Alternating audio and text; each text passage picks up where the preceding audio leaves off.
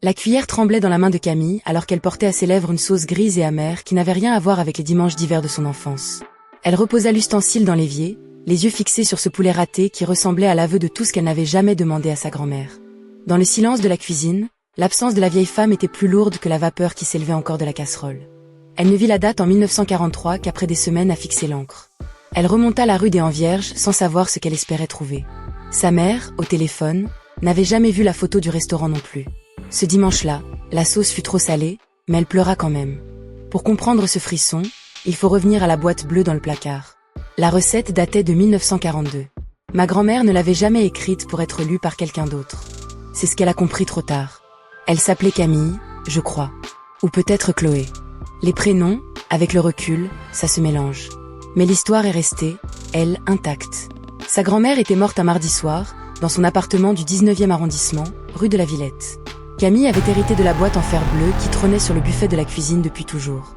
Elle l'avait prise sans y penser, parce que personne d'autre n'en voulait. Sa mère avait dit « Prends-la, moi ça me rappelle trop de choses ». Et son oncle avait haussé les épaules. La boîte avait atterri dans un carton, puis dans un autre carton, puis au fond du placard de l'entrée de son appartement à elle, rue des Martyrs. Et là, elle était restée.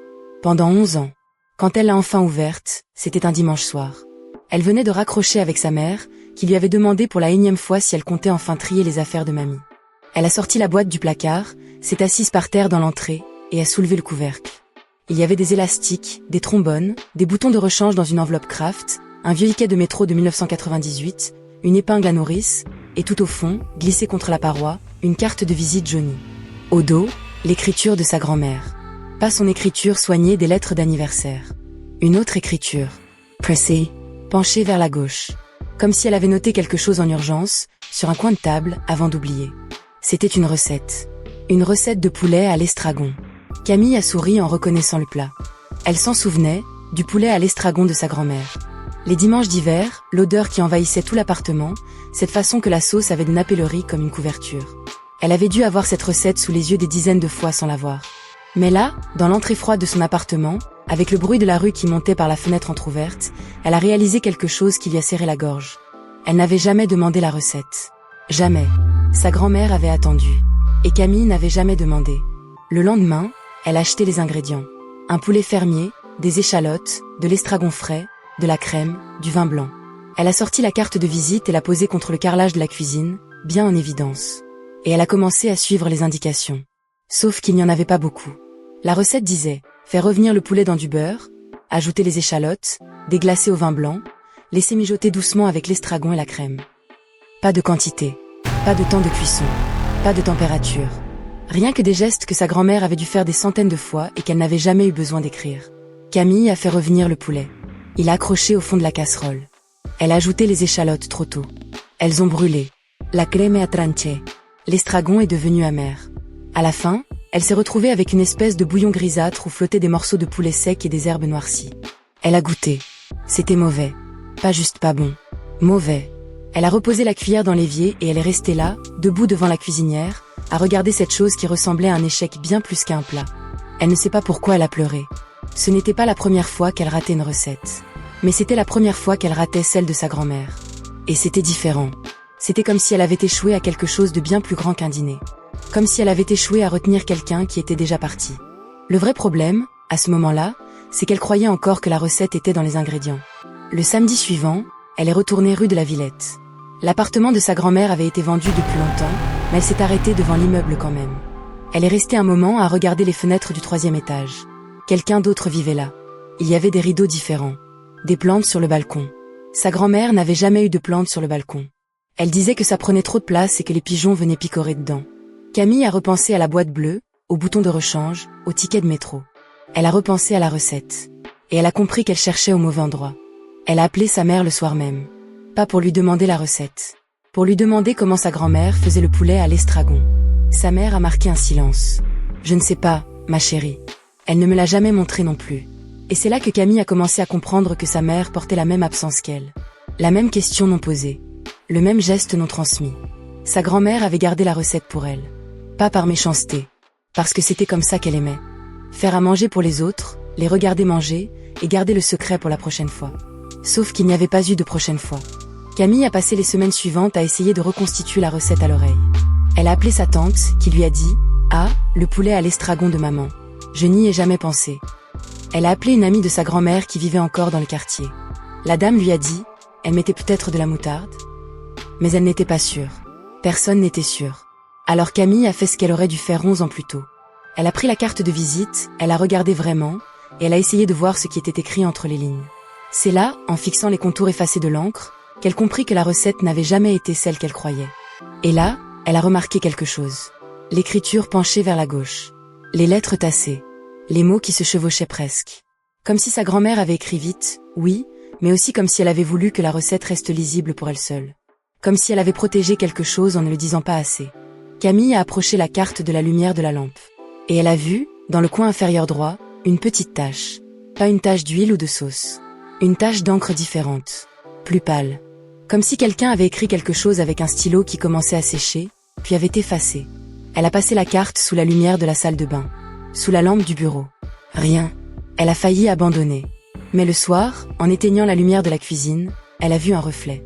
Un infime changement de couleur à l'endroit de la tache. Elle a rallumé, a pris une loupe, et elle a regardé de près. Il y avait une date.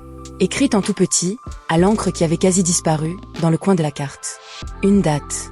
Avez-vous déjà trouvé, en regardant de près, une date oubliée qui a soudainement donné un sens à tout ce que vous teniez entre les mains?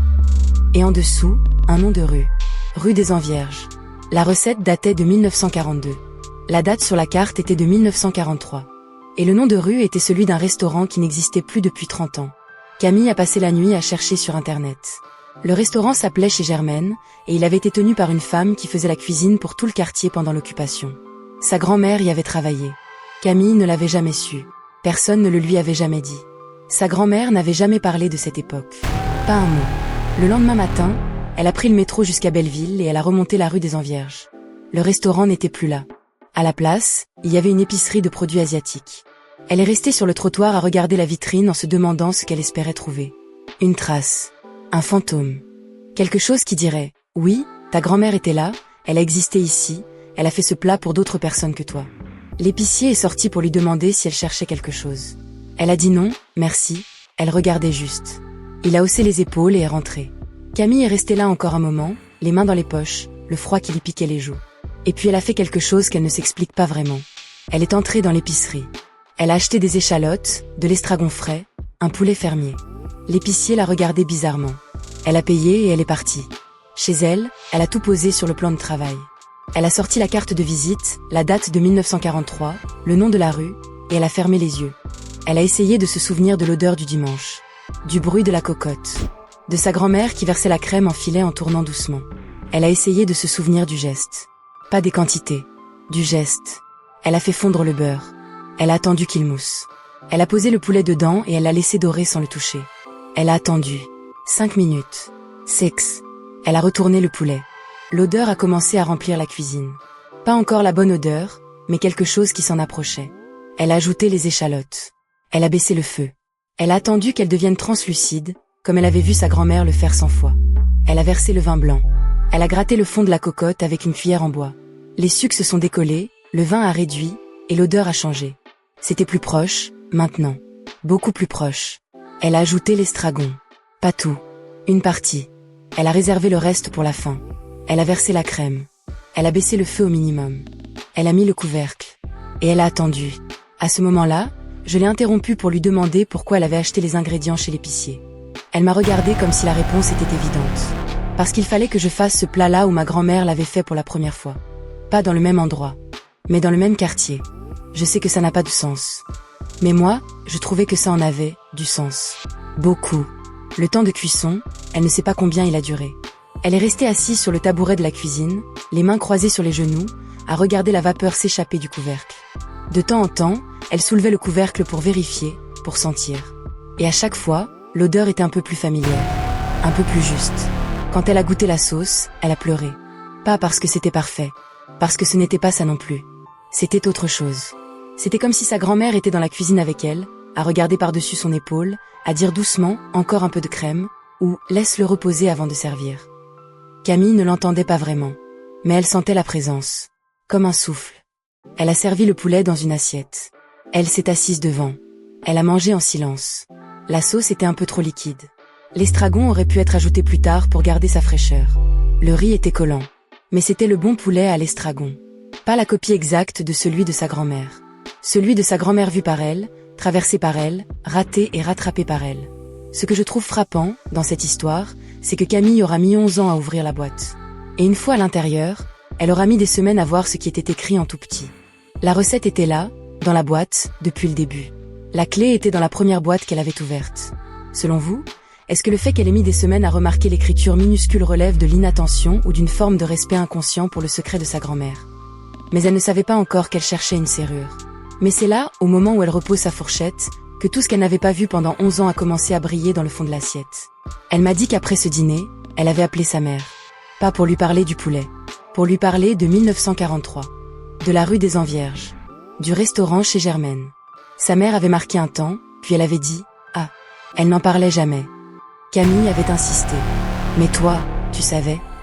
Sa mère avait répondu « Je savais qu'elle avait travaillé quelque chose pendant la guerre. » Elle ne disait jamais quoi. Une fois, j'ai trouvé une photo d'elle devant un restaurant avec d'autres femmes. Je lui ai demandé. Elle a rangé la photo et elle a changé de sujet. Alors j'ai arrêté de demander. Camille a reposé son téléphone et elle est restée longtemps assise dans sa cuisine, à regarder l'assiette vide, les os de poulet, la sauce figée.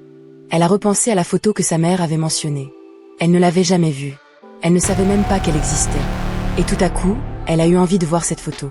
De voir sa grand-mère jeune, debout devant un restaurant, avec d'autres femmes qui avaient dû connaître la recette, qui avaient dû la regarder faire, qui avaient dû manger son poulet à l'estragon avant même que Camille ne naisse.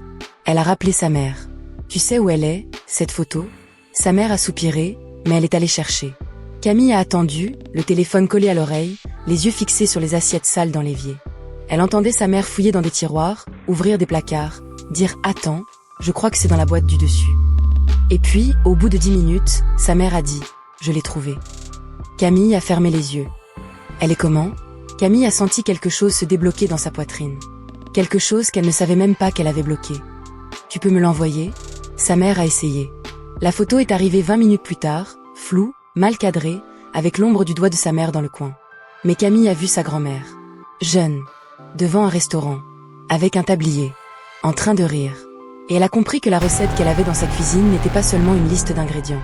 C'était un message. Un message de sa grand-mère jeune à sa petite fille adulte. Un message qui disait « Je suis là. Regarde. Tu peux me trouver. » Mais voilà la partie de l'histoire que je n'ai pas bien comprise, et que Camille elle-même n'arrivait pas à expliquer. Elle m'a dit qu'elle avait essayé de faire le poulet à l'estragon pour sa mère, le dimanche suivant. Elle avait préparé les ingrédients, elle avait suivi les mêmes gestes, elle avait fait exactement la même chose. Et ça n'avait pas marché. La sauce était trop salée. Le poulet était sec. L'estragon avait disparu dans la cuisson. Sa mère avait goûté, avait souri, avait dit « C'est bon, ma chérie ». Mais Camille avait vu dans ses yeux que ce n'était pas ça. Que ce n'était pas le goût de sa grand-mère. Elle n'a pas su pourquoi. Peut-être parce que la recette ne s'apprenait pas. Peut-être parce qu'elle s'héritait. Et que ça ne se passait pas comme ça, par un transfert direct. Peut-être qu'il fallait du temps. Peut-être qu'il fallait rater le plat plusieurs fois avant de le réussir. Peut-être que sa mère n'était pas prête à le goûter. Ou peut-être, et c'est ce Camille a fini par penser, que le poulet à l'estragon de sa grand-mère n'avait jamais existé comme une recette fixe. Qu'il changeait à chaque fois. Qu'il dépendait du jour, de l'humeur, de la saison, de qui allait le manger. Et que la carte de visite jaunie n'était pas un mode d'emploi. C'était un point de départ. Une invitation à faire comme elle avait fait. À inventer. Camille m'a dit qu'elle avait arrêté de chercher la recette exacte. Elle avait rangé la carte de visite dans un cadre, au-dessus de son bureau. Elle la regardait de temps en temps. Elle faisait le poulet à l'estragon une fois par mois, sans forcément le réussir. Mais elle le faisait. Et à chaque fois, elle pensait à sa grand-mère qui riait devant le restaurant de la rue des Envierges. Je lui ai demandé si elle était retournée voir l'épicier. Elle a souri. Oui. Je lui ai apporté du poulet à l'estragon. Il a trouvé ça bon. Il m'a dit qu'il fallait plus d'estragon. Elle a ri en disant ça. Pas parce que c'était drôle. Parce que c'était la même remarque que faisait sa grand-mère à chaque fois qu'elle goûtait un plat préparé par quelqu'un d'autre. Il manque un peu d'estragon. Toujours la même phrase. Camille ne s'en était pas souvenue avant que l'épicier ne la dise. Je l'ai laissée à son stand de cartes postales. Je suis partie avec son histoire dans la tête. Et je me suis demandé, en rentrant chez moi, combien de recettes ma propre grand-mère avait emportées sans jamais les écrire. Et combien de fois j'avais refusé d'apprendre, parce que je croyais que j'aurais toujours le temps. Ce qui me reste de cette histoire, c'est la carte de visite. Pas celle que Camille a trouvée. Une autre, que j'imagine. Une carte blanche, jaunie, avec une écriture penchée et une date en tout petit dans le coin. Je ne sais pas ce qui est écrit dessus. Mais je sais que quelque part, dans une boîte bleue au fond d'un placard, elle attend. Cette date de 1943 sur la carte, l'auriez-vous remarqué ou laissé passer? Si goûter cette sauce vous a serré le cœur, le like est pour ce frisson. Si vous avez une recette qui attend d'être comprise, cette chaîne est votre atelier.